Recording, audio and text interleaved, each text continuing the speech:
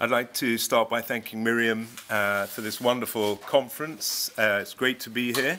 In fact, the thing I'm most proud of is the title of my paper.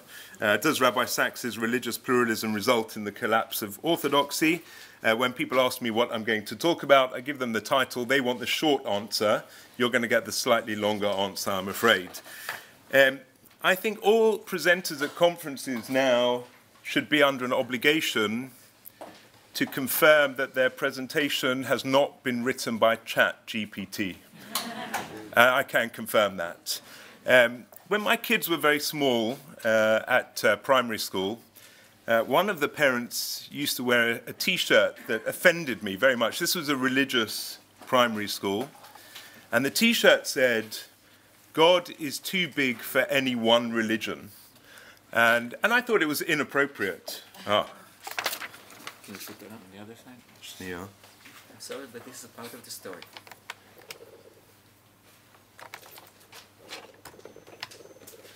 Do I start again? I thought it was inappropriate for a parent to wear such a T-shirt at a religious school. But then about 20 years ago, I read The Dignity of Difference. And it was a book that changed my life. It changed my life from a Jewish perspective, and especially how I viewed other religions. And about 5 years ago, I started thinking about religious pluralism. The most famous line, probably, that Rabbi Sachs ever wrote was in the first edition of The Dignity of Difference.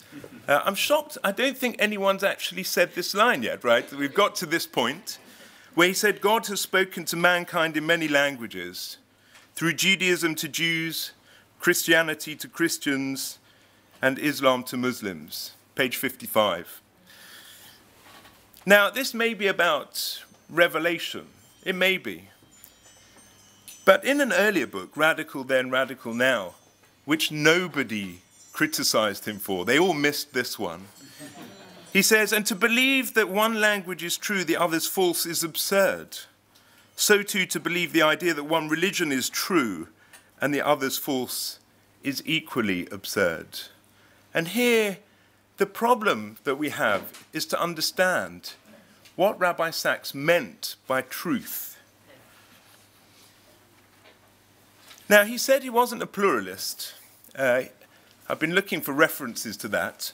There is a fascinating interview in a volume with Hava, Tirosh, Samuelson, where he said, "I'm not a pluralist."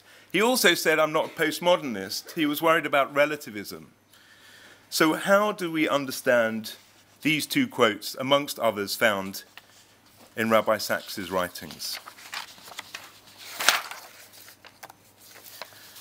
So a good place to start is to think about a taxonomy of how we look at other faiths. And the first person to really do this was Alan Race in 1983.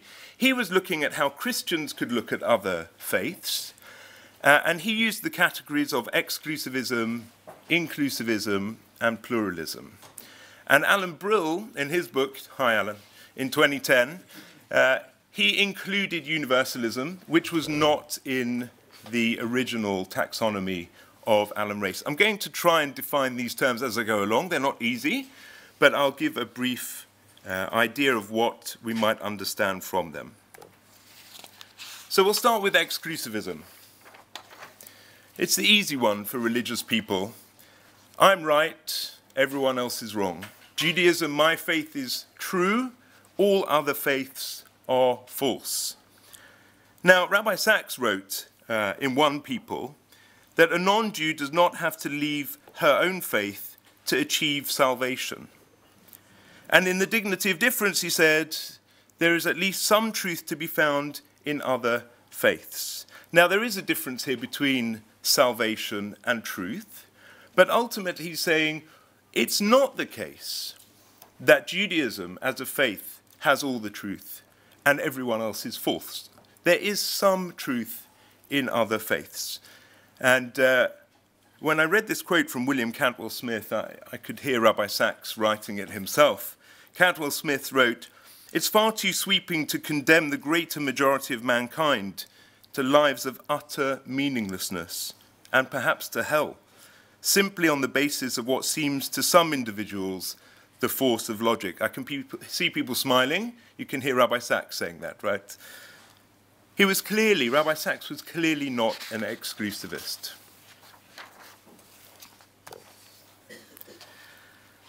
Inclusivism is slightly harder to define.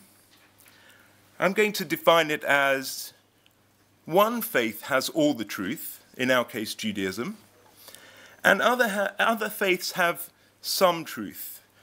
Now, it could be that they have some truth viewed from the faith which has all the truth, or they just have some truth, right? But inclusivism has to start with the fact that Rabbi Sachs would have to believe that Judaism has all of the truth.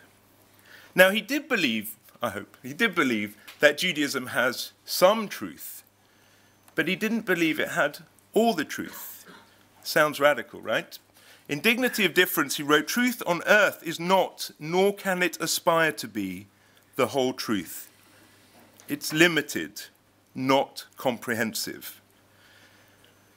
And this means that not only Judaism, but no faith can have all of the truth. And therefore, inclusivism as a model for understanding other religions is also not one that Rabbi Sachs would have signed up for.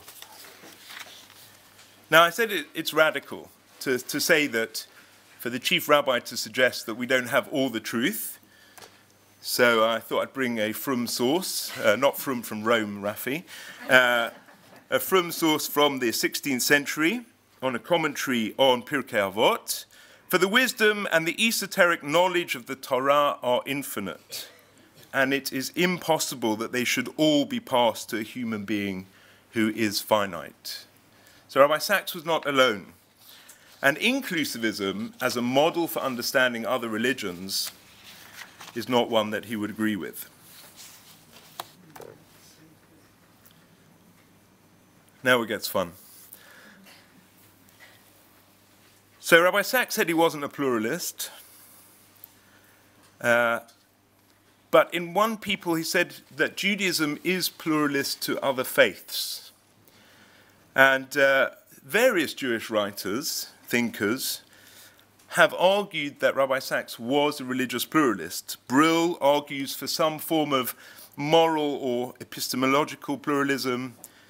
Miriam for postmodern pluralism. My supervisor, Sam Lieben's epistemological pluralism. It's been suggested to me that it wouldn't be wise to stand here as a grad student and say that the organizer of the conference and my supervisor are wrong. So I'm just going to say they didn't go far enough.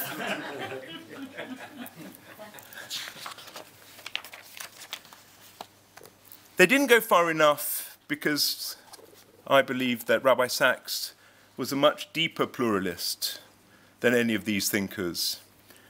And I want to defend a position in my paper that his pluralism was a much more metaphysical form of pluralism. And that he followed, although interestingly, I couldn't find a quote of John Hicks in any of Rabbi Sachs's works. If anyone can confirm that, I can say, well, ChatGTP said that he didn't, okay? So I did say, well, my presentation was not written by ChatGPT, but I did ask that question.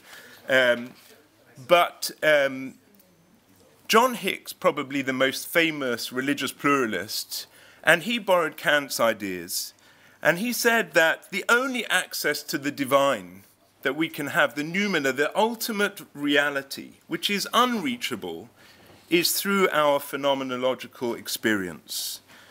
Cultures, languages, religions. It sounds like Rabbi Sachs to me. And Hick had another limb. This was his first limb, noumena and phenomena. The second limb was religious truth as myth. And he said the relationship between the ultimate noumenon and its multiple phenomenal appearances, or between limitless transcendent reality and our many partial human images of it, makes possible mythological speech about the real. Thus, the truth of a myth is a practical truthfulness. A true myth is one which rightly guides us to a reality about which we cannot speak in non-mythological terms. This really sounds like Rabbi Sachs to me. But, and I only have a few minutes, there are many challenges to Hick, many challenges to Hick, and I'm very aware of them. And the problem is that those who challenge Hick suggest that we're left in an uncomfortable position where we're either all deceived because we've got this impartial idea about a God that we can never quite get to, or we're still for monotheism, that we end up in a position of polytheism. So we all believe in different versions in his mind of the same God, but we all have different gods. So Hick runs into deep water.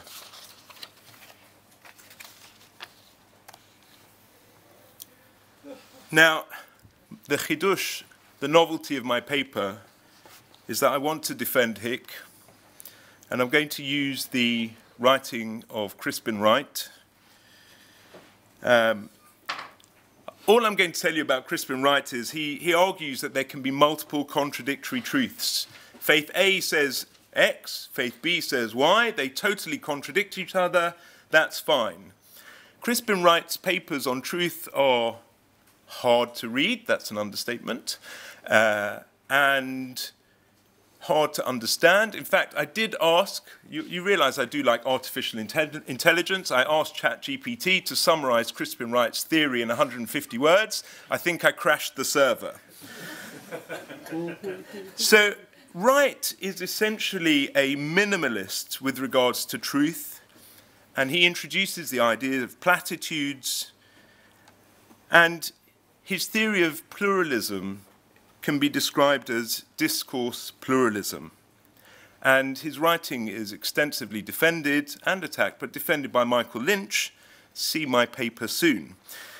But Rabbi Sachs, in his introduction to the Machzorim, and he said to me many times, if you want to see the good stuff in my writings, read the introduction to my Sidur and my Machzorim. And that's a piece of advice you should all take away. But he quotes the Dibuk in the introduction to the Machzor, where Ansky says, at a certain hour, on a certain day of the year, the four supreme sanctities met together on the Day of Atonement, the holiest day of the year. The holiest person, the high priest, entered the holiest place, the Holy of Holies in Jerusalem, and there pronounced the holiest word, the divine name. Now that there is no temple, wherever a person stands to lift his eyes to heaven becomes a holy of holies. Every human being created by God in his own likeness is a high priest. Each day of a person's life is the Day of Atonement. Every word he speaks from the heart is the name of God. The use of mythical language and truth is very, very reminiscent of Hick's argument, and I think Rabbi Sachs was a pluralist, but I'll have a caveat in a second. The last category, which is even harder than pluralism, is universalism. This is my subject of research. And Rabbi Sachs often referred to universalism. He talked about the universal message of Judaism, which for me is exclusivism.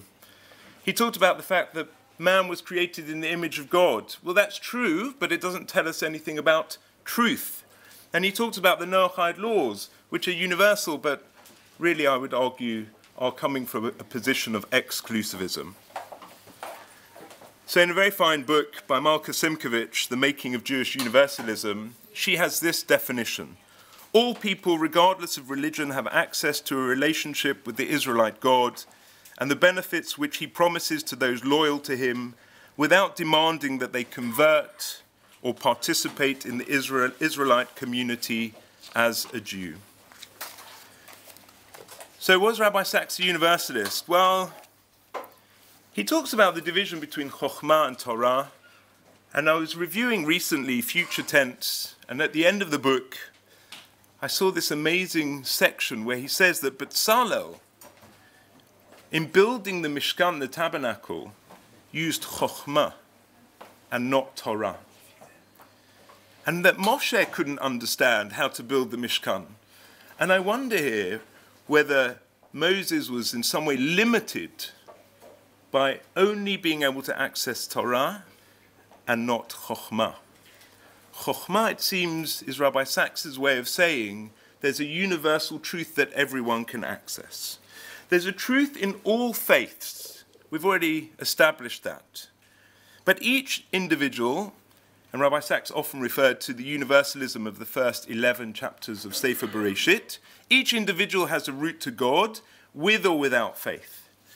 So perhaps Rabbi Sachs would agree that there is ultimately one truth which is available to all. So the short answer is no, it doesn't result in the collapse of orthodoxy, you'll be happy to hear.